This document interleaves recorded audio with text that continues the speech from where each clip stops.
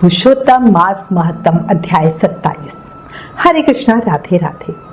पुरुषोत्तम मास समापन के करीब है। पुरुषोत्तम माह कृष्ण पक्ष एकादशी से पुरुषोत्तम मास अमावस्या तक महाफल देने वाला समय है। शास्त्रों में वर्णित है 3 या 5 दिन के पुरुषोत्तम स्नान से भी इंसान के कई जन्मों के पापों का अंत हो जाता है। इसलिए खुद भी अच्छे कर्म करें, साथ ही अन्य लोगों को भी प्रेरित करो ताकि सब इस पवित्र पावन समय का सदुपयोग कर सके। अब श्री गणेश जी महाराज और अपने गुरुदेव को याद करते हुए पुरुषोत्तम मास महत्तम का अध्याय 27 सुनते हैं। गणेश की भक्ति है परम सुखद, ज्योति से है ज्ञान झलकता। जो भी भक्ति करे इनकी, ये बन जाते उसके पालन करता। बोलो गणेश जी महाराज की जय। बिन गुरु नहीं होता जीवन साकार, सर पर होता जब गुरु का हाथ, तभी बनता जीवन का सही आकार। गुरु ही है सफल जीवन का आधार। बोलो गुरुदेव महाराज की जय। कल पुरुषोत्तम मास महत्तम के अध्याय 26 में पुरुषोत्तम महीने में लिए नियम कैसे छोड़े का सुंदर वर्णन सुना। अब आगे भगवान श्री नारायण बोले, इस प्रकार कहकर मौन हुए मुनीश्वर वाल्मीकि मुनि को सपत्नी राजा दृंधनवा ने नमस्कार किया। उसके बाद प्रसन्नता के साथ भक्ति पूर्वक पूजन किया। उस राजा दृंधनवा से की हुई पूजा से प्रसन्न होकर वाल्मीकि मुनि ने उन्हें आशीर्वाद दिया और कहा, तुम्हारा कल्याण हो। अब मैं पापों का नाश करने वाली सरयू नदी को जाऊंगा। इस समय हम दोनों ये सब बातें करते करते सायकाल हो गई है। ये कहकर मुनि श्रेष्ठ वाल्मीकि मुनि शीघ्र ही चले गए। राजा दृंधनवा भी सीमा तक वाल्मीकि मुनि को पहुंचाकर अपने घर लौट आया। घर जाकर अपनी गुण सुंदरी नामक सुंदरी स्त्री से बोला, हे सुंदरी, राग, द्वेष, लोभ, मोह, मद, मत्सर्य इन 6 शत्रुओं से युक्त गंधर्व नगर के समान इस आसार संसार में मनुष्य को क्या सुख है। कीट, विष्टा, भस्म रूप और वात, पित्त, कफ इनसे युक्त मल मूत्र रक्त से व्याप्त ऐसे इस शरीर से मेरा क्या प्रयोजन है। हे प्रिय, इसलिए इस नाशवान शरीर का लोभ न करके ध्रुव को प्राप्त करने के लिए मैं भगवान श्री पुरुषोत्तम का स्मरण करता हुआ वन को जाता हूँ। तब वो गुण सुंदरी ऐसा सुन के विनय से, नम्रता पूर्वक तथा शुद्धता से हाथ जोड़कर अपने पति से बोली, हे रत्नपते, मैं भी आपके साथ चलूंगी। पतिव्रता स्त्रियों के पति ही देवता है। जो स्त्री पति के जाने पर पुत्र के ग्रह में रहती है, वो स्त्री पुत्र वधू के अधीन हुए पराये ग्रह में कुत्ते के समान रहती है। पिता स्वलभ देता है, भाई भी स्वलभ ही देता है।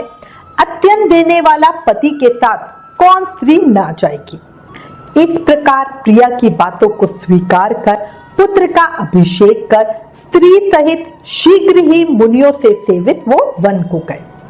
दोनों स्त्री पुरुष हिमालय के समीप गंगा जी के निकट जाकर पुरुषोत्तम मास के आने पर दोनों काल में स्नान करने लगे। हे नारद, वहां पुरुषोत्तम मास को प्राप्त कर विधि से भगवान पुरुषोत्तम का स्मरण कर भार्या सहित तपस्या करने लगे। ऊपर हाथ के बिना अवलंब पैर के अंगूठे पर स्थित आकाश में दृष्टि लगाए निराहार होकर राजा श्री कृष्ण का जप करने लगे।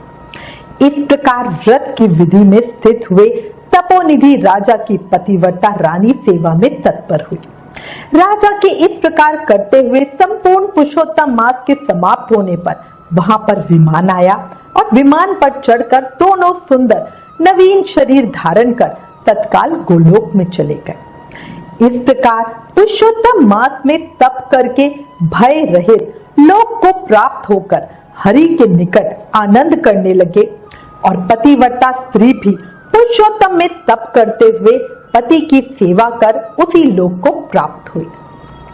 भगवान श्री नारायण बोले, हे नारद, मेरी एक जिह्वा है, इस समय इससे और क्या क्या वर्णन करूं। इस पृथ्वी पर पुरुषोत्तम के समान कुछ भी नहीं है।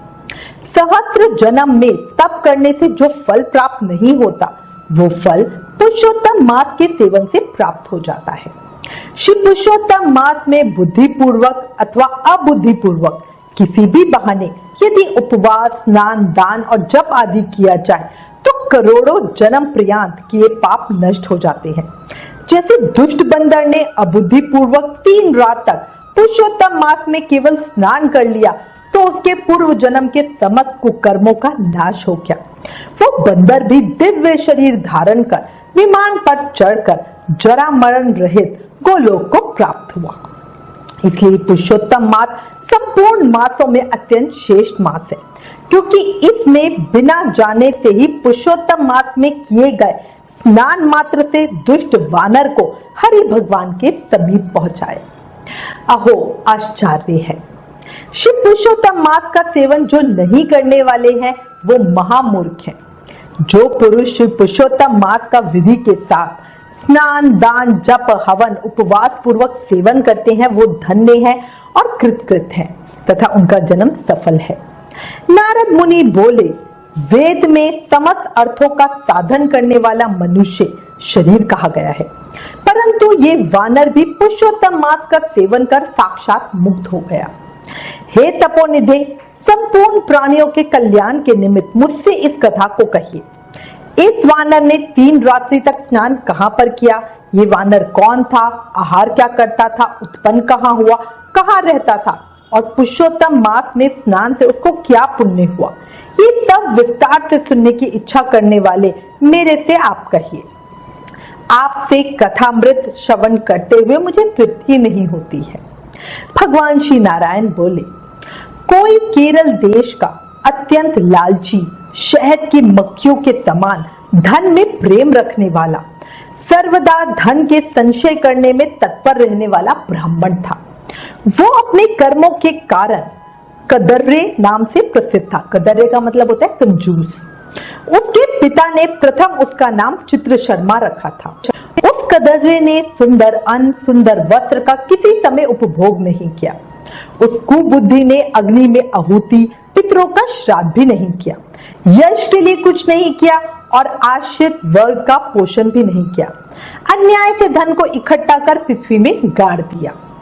पुरुषोत्तम मास में उसने कभी तिलदान नहीं किया, कार्तिक मास में दीपदान और ब्राह्मणों को भोजन नहीं कराया, वैशाख मास में धान्य का दान नहीं किया और व्यतिपात योग में स्वर्ण का दान नहीं किया, वैद्यत योग में चांदी का दान नहीं किया और ये सब दान कभी सूर्य संक्रांति काल में भी नहीं दिया। चंद्र ग्रहण, सूर्य ग्रहण के समय न जप किया न अग्नि में आहुति दी। सर्वत्र नेत्रों में आंसू भरकर दीन वचन कहा करता था। वर्षा, वायु, आताप से दुखित, दुबला और काले शरीर वाला वो मूर्ख सर्वदा धन के लोभ से पृथ्वी पर घूमा करता था। कोई इस पापी को कुछ दे दो, कोई इस पापी को कुछ दे दो, इस तरह बार बार कहता। लोक के प्राणियों के धिक्कारने से जला हुआ और व्याकुल मन होकर इधर उधर घूमता था। उसका एक मित्र किसी बगीचे का मालिक था। उस कदर्रे ने अपने उस माली मित्र से बार बार रोते हुए अपने दुख को कहा, नगर के वासी मेरा नित्य तिरस्कार करते हैं, इसलिए उस नगर में मैं नहीं रह सकता हूँ। उस कदर्रे ब्राह्मण के अत्यंत दीन वचन को सुनकर माली दया से द्रवित चित्त हो गया।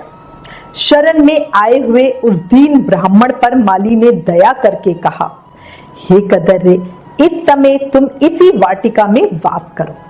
नगर वासियों से तिरस्कृत हुआ वह कदर्रे उस माली के वचन को सुनकर प्रसन्न होकर उस वाटिका में रहने लगा। नित्य उस माली के पास वास करता और उसकी आज्ञा का पालन करता। उस कदर्रे में माली ने दृढ़ विश्वास किया और उस कदर्रे में अत्यंत विश्वास होने के कारण माली ने उस कदर्रे ब्राह्मण को अपने छोटे से बगीचे का मालिक बना दिया। इसके बाद उस माली ने निश्चय किया कि कदर्रे हमारा आदमी है, इसलिए वाटिका की चिंता को छोड़कर राज मंदिर मतलब राजमहल को चला गया और वहां नौकरी कर ली। राजा के यहाँ उस माली को बहुत कार्य रहता था, इसलिए पराधीनता वश वाटिका की ओर वो कभी नहीं आया। वहां कदर्रे उस वाटिका के फलों का आनंद से अच्छी तरह भोजन करता और लोभवश बचे हुए फलों को बेच देता। निर्भय पूर्वक उस बगीचे के फलों को बेचकर सब धन स्वयं ले लेता। जब माली पूछता तो उसके सामने झूठ बोलता कि नगर में फिरता फिरता भिक्षा मांग मांग कर खाता हूं, तुम्हारे वन की रक्षा करता हूं। फिर भी पक्षीगण इस बगीचे के फलों को महीने में आकर खा जाते हैं। देखो, मैंने कुछ खाते हुए पक्षियों को मार डाला है। यहाँ चारों तरफ उन पक्षियों के मांस और पंख गिरे पड़े हैं। उन मांस के टुकड़ों को और पंखों को देखकर वो माली उस पर विश्वास कर चला गया। इस प्रकार अत्यंत जर्जर उस दुष्ट कदर्रे ने अपने जीवन के 87 वर्ष व्यतीत कर दिए। उसके बाद वो मूढ़ वहां ही मर गया और उसको अग्नि और काष्ठ भी नहीं मिली। बिना फल भोगे पापों का नाश नहीं होता, ऐसा वेद के जानने वाले कहते हैं। मरने के बाद वो यमदूतों के गदा की मार से हाहाकार करता हुआ अति भयंकर यम मार्ग को चला। पूर्व में किए हुए कर्मों का स्मरण करता हुआ रोता हुआ वो बोले जा रहा था, मुझ दुष्ट कदर्रे के अज्ञान को देखो। कृष्ण सार से युक्त पवित्र इस भारत खंड में देवताओं को भी दुर्लभ मनुष्य शरीर को प्राप्त कर मैंने धन के लोभ से सब बेकार कर दिए। मैंने अपना जीवन व्यर्थ में खोया तथा मैंने बहुत दिनों से जो धन संचय किया था वो धन तो कभी खर्च भी नहीं कर पाया। प्रथम मनुष्य शरीर को प्राप्त कर कुछ भी पुण्य कर्म नहीं किया, ना तो दान दिया, ना अग्नि में आहुति दी, ना हिमालय की गुफा में जाके तपस्या की। मकर के सूर्य होने पर पुरुषोत्तम मास में ना गंगा के जल का सेवन किया। पुरुषोत्तम मास के अंत में 3 दिन उपवास भी नहीं किया और कार्तिक मास में तारागण के रहते प्रातः स्नान भी नहीं किया। मैंने पुरुषार्थ को देने वाले मनुष्य शरीर को भी पुष्ट नहीं किया। अहो, कितना आश्चर्य है। मेरा संचित धन पृथ्वी में यूं ही बेकार गड़ा रह गया। दुष्ट बुद्धि होने के कारण जीवन प्रियान जीव को कष्ट दिया और मैंने अपनी भूख को भी कभी अन्न से तृप्त नहीं किया। किसी पर्व के समय भी उत्तम वस्त्र अपने शरीर को नहीं दिए, ना तो जाति के लोगों को, ना बांधवों को, ना स्वजनों को, ना बहनों को, ना दामाद को, ना कन्या को, ना माता पिता छोटे भाई को, ना पतिव्रता स्त्री को, ना ब्राह्मणों को प्रसन्न किया, ना ही कभी इन लोगों को एक बार भी मिठाई से तृप्त किया।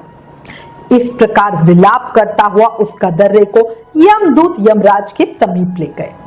उसको देखकर चित्रगुप्त ने उसके पाप पुण्यों को देखा और अपने स्वामी धर्मराज से कहा, हे महाराज, ये ब्राह्मणों में अधम कृपाण है।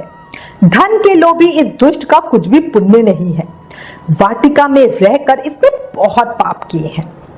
माली का विश्वास पात्र बनकर साक्षात स्वयं फलों को चुराया और जो जो पके हुए फल थे उनको खाया और जो खाने से बचे हुए फल थे उनको इस दुष्ट ने धन के लोभ में बेच डाला।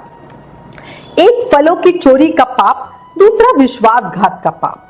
हे प्रभु, ये 2 पाप इस कृपाण में अत्यंत उग्र है और भी इसने कई प्रकार के अनेक पाप किए हैं। नारद मुनि बोले, इस प्रकार ब्रह्मा के पुत्र चित्रगुप्त के वचन को सुनकर अत्यंत क्रोध से युक्त धर्मराज ने कहा, ये कदर्रे 1000 बार वानर योनि में जाए और विश्वासघात का फल इसको बाद में मिलेगा। पुरुषोत्तम मास महत्तम अध्याय 27 समाप्त। इस अध्याय में स्पष्ट बताया गया है कि जो इस मानव जीवन का फायदा उठाकर पुण्य कर्म नहीं करता वो महामूर्ख है, और जो ये कथा सुन रहे हैं, पुरुषोत्तम स्नान कर रहे हैं, उन पर श्री कृष्ण की साक्षात कृपा है। इस कृपा को ऐसे ही बढ़ाते रहो और अधिक से अधिक शुभ कर्म करो। आगे की कथा कल पुरुषोत्तम महामहत्तम के अध्याय 28 में सुनेंगे। देखो, एक बात बताऊं, वक्त बदलते देर नहीं लगती, इसलिए कभी हद से ज्यादा फूलो मत और अपनों को कभी भूलो मत। कल क्या हो जाए कुछ नहीं पता, है ना। एक और चीज, जीवन क्षणभंगुर है, अभी है अभी नहीं। कलयुग का बैंक बैलेंस बढ़ा रहे हो, ऊपर के अकाउंट का भी सोच लो। कर्मों के अलावा कुछ साथ नहीं जाएगा। अभी भी समय है, ज्यादा से ज्यादा नाम जाप करके जन्म मृत्यु के चक्र से मुक्ति पालो। हर समय, हर पल, हर सांस के साथ प्रेम से, मन से, भाव से जाप करते रहो और कहो हरे कृष्ण कृष्ण कृष्ण हरे हरे, हरे राम राम राम हरे हरे। याद रखो, कलयुग केवल नामधारा। कलयुग में सिर्फ नाम जाप से ही कृष्ण भक्ति, प्रेम, मुक्ति, शक्ति सब पाया जा सकता है। अंतिम 5 दिन रह गए हैं। पुरुषोत्तम मास महात्म की इन वीडियोस को ज्यादा से ज्यादा शेयर करो ताकि और लोगों को भी पुरुषोत्तम मास का प्रभाव पता लग सके। Please like, share and subscribe. Thank you. Hare Krishna.